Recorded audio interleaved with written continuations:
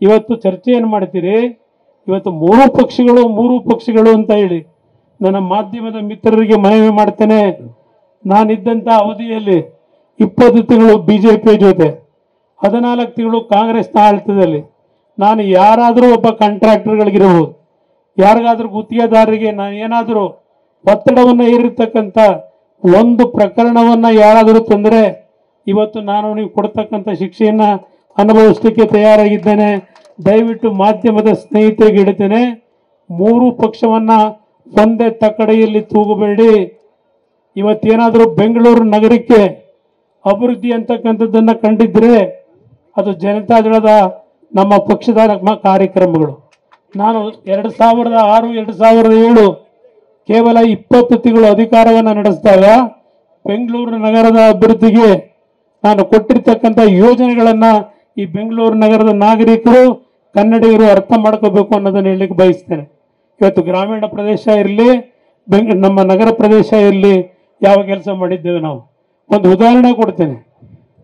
SM Krishna ಅವರ ಕಾಲದಲ್ಲಿ ಆ ನಮ್ಮ ಬಿಳೆಕಳ್ಳಿಯಿಂದ ಆ ಕಡೆಯಿಂದ ಬಂದಿರಬೇಕು, ಪುಟ್ಟನಹಳ್ಳಿ ಭಾಗದಲ್ಲಿ ಇಲ್ಲಿ ಯಾರಾದರೂ ನಮ್ಮ ಕಾರ್ಯಕರ್ತರಲ್ಲಿ ಅವತ್ತು 3 ಅಡಿ 4 ಅಡಿ ನೀರು ನಿಲ್ಲೋದು JP ನಗರ ಡಾಲರ್ಸ್ ಕಾಲೋನಿ JP ನಗರದಲ್ಲಿ.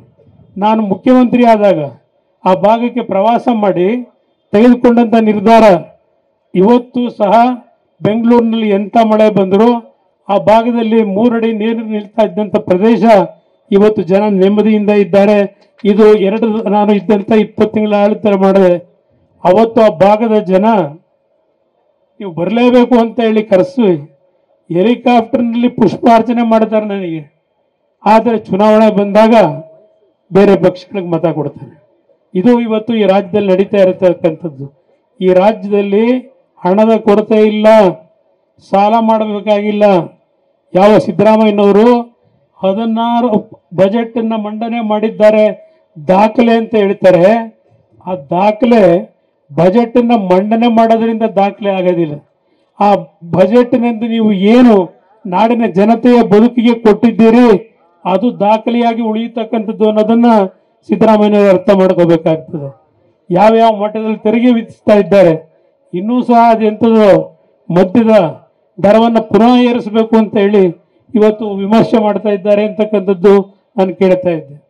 ಇವತ್ತು ಇಂಥ ಆಡಳಿತ ಏನಿದೆ, ಇವತ್ತು ಬೆಂಗಳೂರು ನಗರದಲ್ಲಿ ಇರ್ತಕ್ಕಂಥ ನಗರದ ಉಸ್ತುವಾರಿ ಸಚಿವರು ಯಾವ ಮಟ್ಟದಲ್ಲಿ ಭ್ರಷ್ಟಾಚಾರಕ್ಕೆ ಹೊರಟಿದ್ದಾರೆ, ಕಾಂಗ್ರೆಸ್ನ ಪುಡಾರಿಗಳು ಇವತ್ತು ಅದೆಲ್ಲ ನನ್ನ ವಿರುದ್ಧ ಧಿಕ್ಕಾರ ಕುಕ್ಕಂಡದೇನೋ ಪ್ರತಿಭಟನೆ ಅಂತ ಏನೋ ಹೊರಟಿದ್ದಾರೆ ಅಂತೇಳಿ. ಕಾರಣ ನಾನೇನು ಕಳೆದ ವಾರ ಹೇಳಿದ್ದೇನೆ, ನನ್ನ ಹತ್ರ ಇರ್ತಕ್ಕಂಥ ಟನ್ಗಟ್ಟಲೆ ದಾಖಲೆಗಳು ಅಂತ ಏನು ಹೇಳಿದ್ದೇನೆ. ಇವತ್ತು ನಾನು ಸುಮ್ಮನೆ ಹೇಳಿಲ್ಲ. ಆದರೆ ಕಳೆದ 2009ರಿಂದ ನಾನೇನು ಈ ರಾಜ್ಯದಲ್ಲಿ ಭ್ರಷ್ಟಾಚಾರದ ವಿರುದ್ಧ ಹೋರಾಟ ಮಾಡಲಿಕ್ಕೆ ಹೊರಟೆ, ಅವತ್ತು ನನ್ನ ಮೇಲೆ ಯಾವ ರೀತಿ ಅಧಿಕಾರವನ್ನು ದುರುಪಯೋಗ ಪಡಿಸ್ಕೊಂಡು ನನ್ನ ಧ್ವನಿಯನ್ನು ಸಂಪೂರ್ಣವಾಗಿ ಬಂದ್ ಮಾಡಬೇಕು ಅಂತ ಅಲ್ಲಿಂದ ಹೊರಟಿದ್ದಾರೆ. ನನ್ನ ಧ್ವನಿಯನ್ನು ಬಂದ್ ಮಾಡಲಿಕ್ಕೆ ಯಾರ ಕೈಲೂ ಸಾಧ್ಯ ಇಲ್ಲ ಅನ್ನೋದನ್ನು ನನ್ನ ಕಾರ್ಯಕರ್ತರ ಮುಂದೆ ಎದೆ ತಟ್ಟಿ ಹೇಳಲಿಕ್ಕೆ ಬಯಸ್ತಾ ಇದ್ದೇನೆ. ಯಾವುದೇ ಕಾರಣಕ್ಕೂ ಯಾವುದೇ ಕಾನ್ಸ್ಟಿಟ್ಯೂಷನ್ ಸಂಸ್ಥೆಗಳನ್ನು ನನ್ನ ವೈಯಕ್ತಿಕ ಒಂದು ಸಮಸ್ಯೆಗಳಿಗೆ ಯಾವುದೇ ಕಾರಣಕ್ಕೂ ನಾನು ದಾರಿ ತಪ್ಪಿಸಿಲ್ಲ. ನಾನು ಯಾವುದೇ ಕಾನ್ಸ್ಟಿಟ್ಯೂಷನ್ ಸಂಸ್ಥೆಗಳನ್ನು ಅವರೇ ನೇರವಾಗಿ ಬಿಟ್ಟುಬಿಟ್ಟಿದ್ದೇನೆ. 13-14 ವರ್ಷದಿಂದ ಏನು ಅನುಭವಿಸ್ತಾ ಇದ್ದೇನೆ.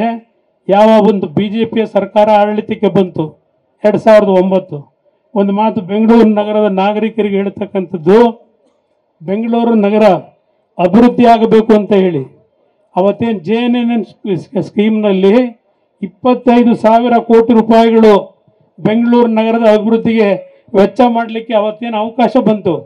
ನಾನು ಆ ಸಂದರ್ಭದಲ್ಲಿ ಕೇಂದ್ರಕ್ಕೆ ಹೋಗಿ ಆ ಒಂದು JNN ಸ್ಕೀಮನ್ನು ಅನುಷ್ಠಾನಕ್ಕೆ ತರಲಿಕ್ಕೆ ಏನು ಕಾರ್ಯಕ್ರಮವನ್ನು ಕೊಟ್ಟೆ. ಬೆಂಗಳೂರು ನಗರದ ಅಭಿವೃದ್ಧಿ ಆಗಬೇಕು ಅಂತ ಹೇಳಿ ಯಾವ ಹೊರವಲಯಗಳು ನಗರಸಭೆಯ ವ್ಯಾಪ್ತಿಯಲ್ಲಿತ್ತು ಆ ನಗರಸಭೆಗಳನ್ನು ಬೆಂಗಳೂರು ನಗರಕ್ಕೆ ಎಲ್ಲವನ್ನ ಜೊತೆ ಮಾಡಿ 110 ಹಳ್ಳಿಗಳಿಗೆ ಅವತ್ತು ಸಹ ಇವತ್ತೇನು ನೀರನ್ನು ಕೊಟ್ಟಿದ್ದೇವೆ ಅಂತಾರೆ. ಆ 110 ಹಳ್ಳಿಗಳನ್ನು ಬೆಂಗಳೂರಿನ ಬೃಹತ್ ಬೆಂಗಳೂರು ಮಹಾನಗರ ಪಾಲಿಕೆಗೆ ಅದೆಲ್ಲವನ್ನು ಸೇರ್ಪಡೆ ಮಾಡಿದ್ರಿಂದ 25,000 ಕೋಟಿ ಹಣವನ್ನು ಇಲ್ಲಿ ವಿನಿಯೋಗ ಮಾಡಲಿಕ್ಕೆ ಅವಕಾಶ ಆಯಿತು. ಆದರೆ ಅಧಿಕಾರ ನಂದು ಹೋಯ್ತು. ಆಮೇಲೆ ಮುಂದೆ ಬಂದಂಥ ಸರ್ಕಾರಗಳು ಆ 25,000 ಕೋಟಿ ಹಣ ನನ್ನ ಮಾಧ್ಯಮದ ಸ್ನೇಹಿತರಿಗೆ ಹೇಳ್ತೇನೆ, ಯಾವ್ಯಾವ ರೀತಿಯಲ್ಲಿ ಈ ನಗರದ ಅಭಿವೃದ್ಧಿಗೆ ಬಳಕೆ ಮಾಡ್ಕೊಂಡಿದ್ದಾರೆ, ಎಷ್ಟು ಹಣ ಅಲ್ಲಿಂದಲೇ ಪೋಲಾಗಿದೆ, ದುರ್ಬಳಕೆ ಆಗಿದೆ, ಇದೆಲ್ಲವನ್ನು ನಾನು ಇವತ್ತು ಚರ್ಚೆ ಮಾಡೋದಿಲ್ಲ.